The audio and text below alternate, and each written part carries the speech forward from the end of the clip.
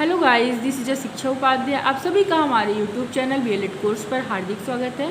तो गाइस, आज के सेशन में हम आप सभी को शब्द रचना के बारे में बताएंगे। इसके पहले वाले वीडियो में मैंने वर्ड रचना आपको बताया था, तो अगर आपने नहीं देखा है तो वो बीएलएड कोर्स के प्लेलिस्ट में जाकर देख लीजिएगा। ये आपके बीएलएड सेकेंड ईयर में जो आपका ऑप्शनल सब्जेक्ट है हिंदी, उसके अंतर्गत वर्णमाला टॉपिक है। तो वर्णमाला में वर्ड रचना, शब्द रचना, वाक्य रचना आता है। तो वर्ड रचना कंप्लीट हो चुका है और उसके बाद अब हम कंटिन्यू करेंगे आज शब्द रचना। तो चलिए गाइस देखते हैं। शब्द रचना यानी वर्डों के मेल से शब्दों का निर्माण होता है। तो वही लिखा गया है कि वर्डों के सार्थक संघात को शब्द कहते हैं। तो वर्ड 52 वर्ड होते हैं। कितने वर्ड होते हैं? 52 होते हैं, जिसमें से 11 स्वर होते हैं और उसके अलावा 41 व्यंजन होते हैं। तो 41 और 11 जोड़ करके बना है वर्ड। तो वर्डों की सार्थक संघात को क्या कहते हैं? शब्द कहते हैं। जैसे कि राम, श्याम, तो इस तरीके से बहुत सारे शब्द, जैसे शब्द के रूप, तो ये सभी जो जितने भी यहाँ वर्ड लिखे गए हैं, शब्द लिखे गए हैं, वो सभी शब्द हैं। वो किससे मिलकर बने हैं? वर्डों से मिलकर बने हैं, यानी कि स्वर और व्यंजन से मिलकर बने हैं। तो शब्द के 2 रूप होते हैं। शब्द के कितने रूप होते हैं? 2 रूप होते हैं। एक होता है सार्थक शब्द, दूसरा होता है निरर्थक शब्द। सार्थक शब्द जो होता है, जिन शब्दों का अर्थ होता है, जिसका हम मतलब जानते हैं, जिनका मीनिंग होता है, जिनको हम बोलते हैं तो उसका कोई ना कोई अर्थ होता है। और निरर्थक शब्द वो होता है जो बिना अर्थ का होता है। यानी हम सार्थक शब्द को और अधिक उसमें जोड़ डालने के लिए हम निरर्थक शब्दों का प्रयोग करते हैं। जैसे कि हम लोग बोल देते हैं राम तो सार्थक शब्द है, लेकिन राम के साथ हम राम पर जोड़ डालने के लिए हम राम वाम बोल देते हैं, या रोटी वोटी बोल देते हैं, पानी वानी बोल देते हैं, जल वल बोल देते हैं, विद्यालय विद्यालय अविद्यालय, और इसके अलावा विद्यालय अविद्यालय बोल देते हैं। मतलब जो भी विद्यालय विद्यालय, मतलब जो भी इस तरीके से बोलते हैं जो इसका अर्थ नहीं होता है, लेकिन हम सार्थक शब्दों के साथ बोलते हैं, तो निरर्थक शब्द होते हैं। और जिनका मीनिंग होता है, जिनका अर्थ होता है, वो होता है सार्थक शब्द। सा का पॉजिटिव सेंस ही होता है कि मतलब उसमें निहित है, तो अर्थ निहित है, यानी उसका अर्थ होता है। जैसे सूर्य, गंगा, तो इनका अर्थ है। जबकि अगर सूर्य वूर्य होता तो वूर्य जो है उसका अर्थ नहीं होता। गंगा वंगा होता तो वंगा का अर्थ नहीं होता है। इस तरीके से होता है। फिर गाइस उसके बाद अब सार्थक शब्दों के भेद देख लेते हैं। तो सार्थक शब्दों के 5 भेद होते हैं, मतलब 5 आधार पर भेद होते हैं। तो उसमें से सबसे पहले है रचना के अनुसार सार्थक शब्द के भेद, और फिर उसके बाद उत्पत्ति या जन्म के आधार पर सार्थक शब्द के भेद, फिर अर्थ के आधार पर सार्थक शब्द के भेद, फिर काव्य शास्त्रीय अर्थ के आधार पर, फिर विकार या प्रयोग के आधार पर सार्थक शब्द के भेद। क्योंकि निरर्थक शब्द तो इसके साथ बोला जाता है, इसका कोई औचित्य है नहीं, तो इसका भेद नहीं होता है। तो इस तरीके से रचना के अनुसार हम भेद पहले देख लेते हैं। तो रचना के अनुसार 3 भेद हैं। सबसे पहला है रूढ़, दूसरा है योग रूढ़ और तीसरा है यौगिक। अब देख लेते हैं क्रमशः इनको कि ये क्या होते हैं। तो जैसा कि गाइस आपको यहाँ दिख रहा होगा, रूढ़ शब्द सबसे पहले है। तो रूढ़ शब्द यानी जिन शब्दों का विभाजन नहीं हो सकता है। विभाजन नहीं हो सकता यानी विच्छेद नहीं हो सकता है, संधि विच्छेद नहीं हो सकता है। उपसर्ग नॉट यूज्ड, यानी उपसर्ग इसमें यूज नहीं होते हैं, तो ऐसे शब्द रूढ़ शब्द कहलाते हैं। यानी ये एकदम मूल शब्द जो होता है वो एकदम छोटी इकाई होती ही है कि इसको और ज़्यादा तोड़ा नहीं जा सकता। अगर और ज़्यादा तोड़ दिया जाएगा तो उसका कोई भी अर्थ नहीं निकल पाएगा। तो जैसे घर है, आंगन है, पुस्तक है, तो अगर इसको हम और ज़्यादा तोड़ देंगे तो इसका अर्थ नहीं स्पष्ट होगा। तो ये सबसे छोटा जो शब्द का होता है उसको रूढ़ शब्द बोला जाता है, यानी इसका संधि विच्छेद नहीं हो सकता है। फिर गाइस इसके बाद योग रूढ़ है। क्या है? योग रूढ़ है।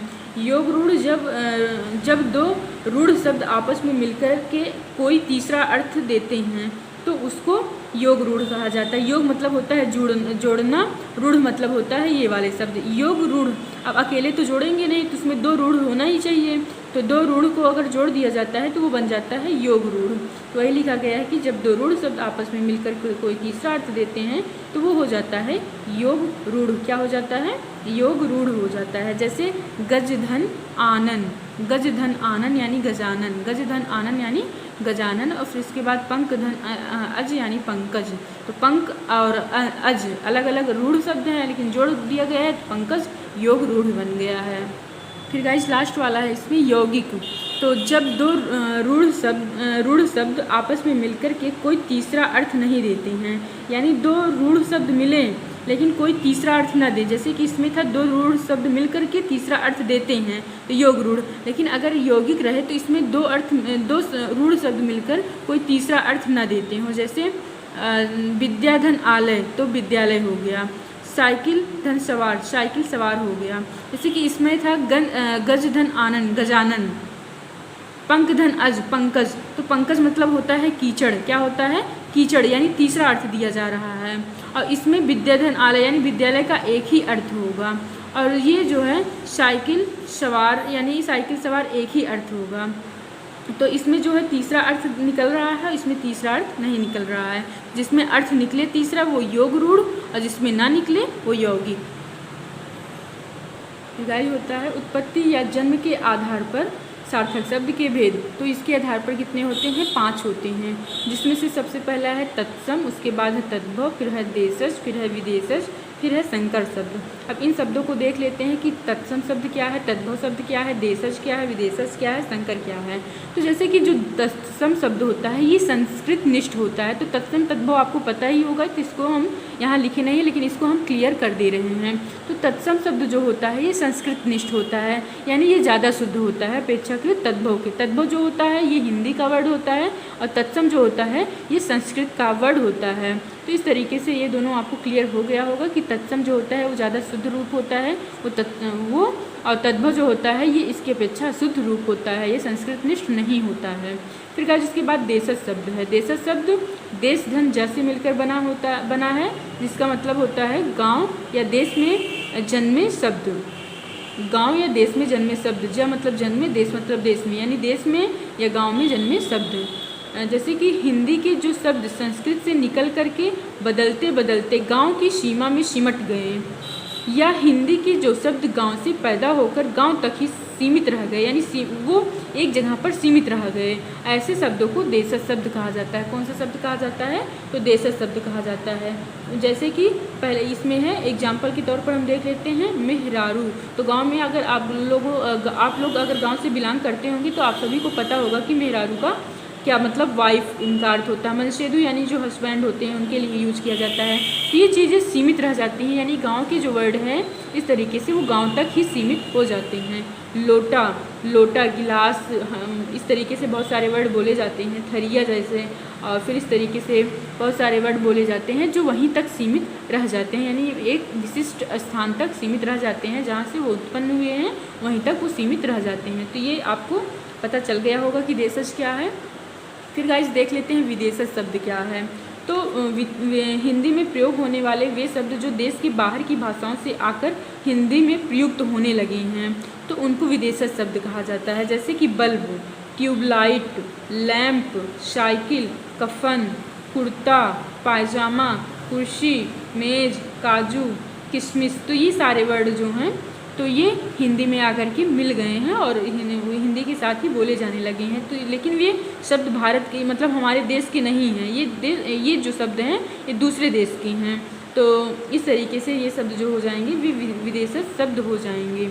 फिर गाइस ये है संकर शब्द। संकर शब्द जो है जैसे कि इसमें देसी और विदेशी, देसी में मतलब एक जहाँ से उत्पन्न हुआ है वहीं तक सीमित रह जाता है, और विदेशी जो है हिंदी में बाहर की किसी अन्य देश की भाषा का जो मिलन हो जाता है और मेल कर उससे फिर बोला जाता है वो विदेशी होता है। तो संकर शब्द वो होता है जो देसी और विदेशी का मेल हो, यानी दो भाषाओं का मेल हो या दो अलग अलग शब्दों का मेल हो, जैसे कि उसको संकर शब्द कहते हैं। जैसे कि है रेलगाड़ी, तो रेल जो है विदेशज शब्द है और जो गाड़ी है ये देशज शब्द है। तो रेल धन गाड़ी यानी विदेशज धन देशज बराबर संकर शब्द यानी रेलगाड़ी। किताब घर, तो किताब अलग मतलब ये विदेशज शब्द है, घर जो है देशज शब्द है। तो इस तरीके से हो जाएगा। इसी तरीके से गोताखोर, तहसीलदार, रेल का नाम आप हिंदी में अर्थ होता है लौह पथगामिनी, और रेल विभाग, तो विभाग जो है हिंदी है और रेल जो है विदेशज है। इसका अगर रेल का हिंदी अर्थ देखा जाए तो क्या होता है? लौह पथगामिनी होता। क्या होता है? लौह पथगामिनी होता है। फिर उसके बाद है फिल्म उत्सव, सिनेमा घर, लाठी चार्ज, यानी लाठी जो है ये देशज है, चार्ज जो है विदेशज है, तो विदेशज धन देशज मिलकर बना है मिश्रित शब्द। या मिश्रित शब्द नहीं, संकर शब्द इसको कहते हैं। क्या कहते हैं? संकर शब्द। जैसे कि आप लोग साइंस में पढ़े होंगे हाइब्रिड, यानी उसमें भी दो चीज़ों का या अलग से मिला दिया जाता है, तो वैसे इसमें भी है कि देशी और विदेशी जहाँ मिल जाती हैं, जो शब्द मिल करके बनाती हैं, तो उसको संकर शब्द कहा जाता है। फिर गाइस उसके बाद अर्थ के आधार पर सार्थक शब्द के भेद हैं, जो कि कितने हैं? 4 हैं। पहला है पर्यायवाची शब्द, दूसरा है विलोम शब्द, तीसरा है अनेकार्थी शब्द और चौथा है समुच्चारित शब्द। तो पर्यायवाची शब्द आप सभी जानते होंगे, जैसे कि अगर सूर्य का देखा जाए दिन, दिवाकर, भानुभास्कर, यानी एक शब्द से मिलता जुलता अनेक शब्द और अर्थ जो है सबका एक ही होता हो, तो उसको पर्यायवाची शब्द कहते हैं। विलोम शब्द यानी जो अपोजिट होता है, एक दूसरे के बिल्कुल विपरीत होता है, जैसे कि दिन रात, सुबह शाम, गोरा सांवला, अच्छा बुरा, हल्का भारी, इस तरीके से छोटा बड़ा, मोटा पतला, मतलब विलोम शब्द जो होते हैं आप सभी को पता ही होगा। तो वो चीज़ें हमने लिखा नहीं है, आप लोग ये अगर किसी भी बुक में देखेंगे तो होगा, तो इस तरीके से इसको याद कर लीजिएगा। और फिर उसके बाद है अनेकार्थी शब्द। अनेकार्थी और समुच्चारित में बहुत ज़्यादा कन्फ्यूजन होता है कि क्या होता है, तो इसको चलिए देख लेते हैं। जैसे अनेकार्थी, तो शब्द को सबसे पहले हम विच्छेद करके देख लेंगे, क्योंकि कोई भी चीज़ अगर ना समझ में आए तो इसको अगर हम शब्द विच्छेद कर देते हैं तो समझ में आ जाती है। जैसे अनेकार्थी, इसमें इसका अर्थ शामिल है। अनेक धन अर्थी, आर्थी या अर्थी, यानी अनेक अर्थ हो, एक शब्द का अनेक अर्थ हो। अनेकार्थी यानी अनेक अर्थ हो, तो एक शब्द का अनेक अर्थ हो तो वो है अनेकार्थी। जैसे एक ही शब्द के अनेक अर्थ हो, एग्जाम्पल द्विज। अब द्विज जो होता है ये एक शब्द है, अब इसके एक से अनेक शब्द इसके अर्थ होंगे। जैसे द्विज मीन्स पक्षी भी होता है, दांत भी होता है, ब्राह्मण भी होता है, प्राणी भी होता है। तो यानी एक शब्द के अनेक अर्थ अगर होते हैं तो उसको अनेकार्थी बोला जाता है। फिर गाइस उसके बाद है समुच्चरित, जिनका उच्चारण एक जैसा हो, यानी दोनों का उच्चारण एक जैसा हो, बोलने में समान लगे लेकिन उसका अर्थ अलग अलग हो, तो इस तरीके से होगा। तो अंश अंश अंश अंश मतलब बोलने में एक समान है लेकिन इनका जो अर्थ है वो अलग अलग होता है। एक का अर्थ होता है जैसे कि अंश आकाश, टुकड़ा भी होता है, आसमान भी होता है, तो इस तरीके से ये होगा। और फिर गाइस उसके बाद है काव्य शास्त्रीय अर्थ के आधार पर। तो काव्य शास्त्रीय अर्थ के आधार पर 3 पार्ट होते हैं। सबसे पहले है शब्द का अभिधा रूप, फिर उसके बाद है लक्षणा रूप, फिर उसके बाद है व्यंजना रूप। अब चलिए गाइस देख लेते हैं कि शब्द का अभिधा रूप, लक्षणा रूप, व्यंजना रूप कैसे क्या होता है।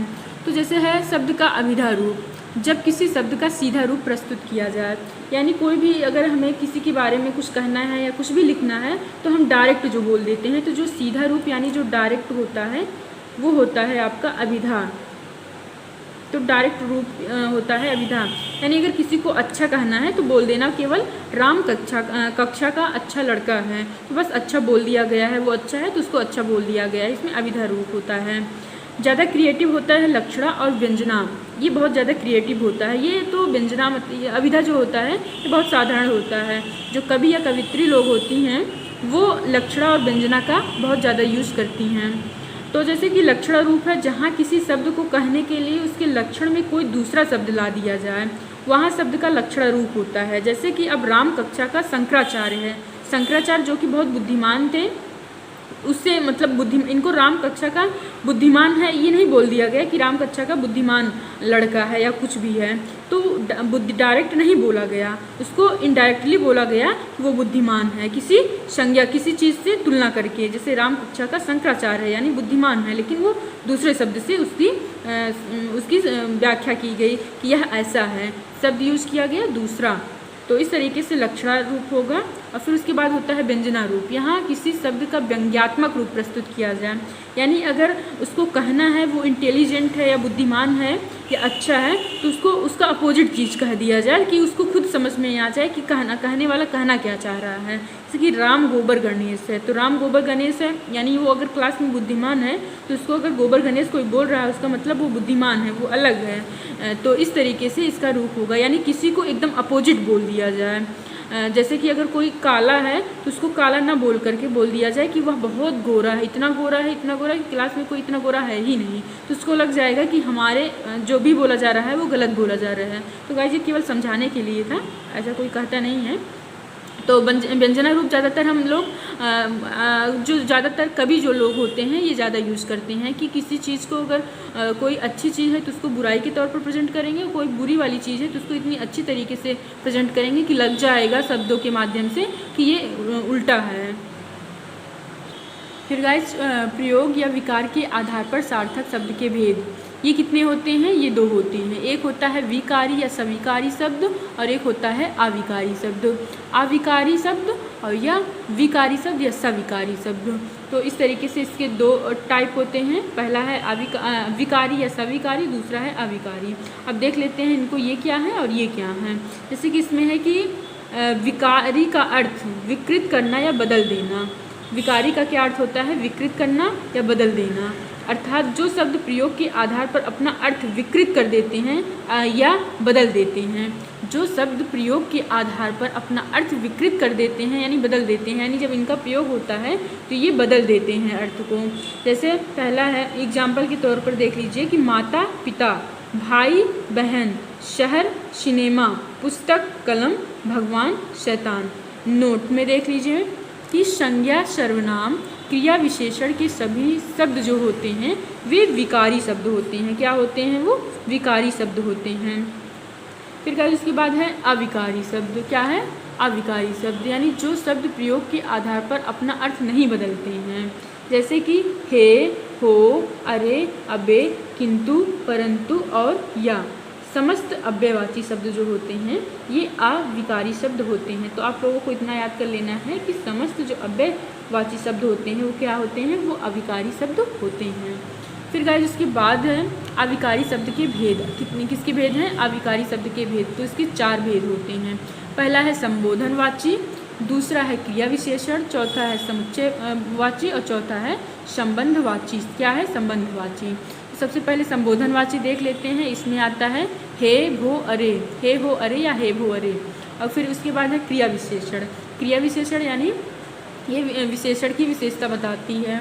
तो धीरे धीरे, तेजी से, बार बार, यानी जो क्रिया की विशेषता बताए वो होता है क्रिया विशेषण। जैसे धीरे धीरे, वह कैसा जा रहा है? वह धीरे धीरे जा रहा है। तो जा रहा है कि विशेषता बता रही है धीरे धीरे, तो धीरे धीरे जो होगा वो क्रिया विशेषण होगा। जैसे धीरे धीरे, तेजी से, बार बार। फिर उसके बाद समुच्चयवाची यानी और, किंतु, परंतु, लेकिन। इसके बाद मतलब इसमें 2 वर्ड, मिश्रित वर्ड इस तरीके से होंगे, मिश्रित वाक्य होंगे। इसको भी आगे आप लोगों को समझाया जाएगा। इसके अब देख लेते हैं संबंधवाची।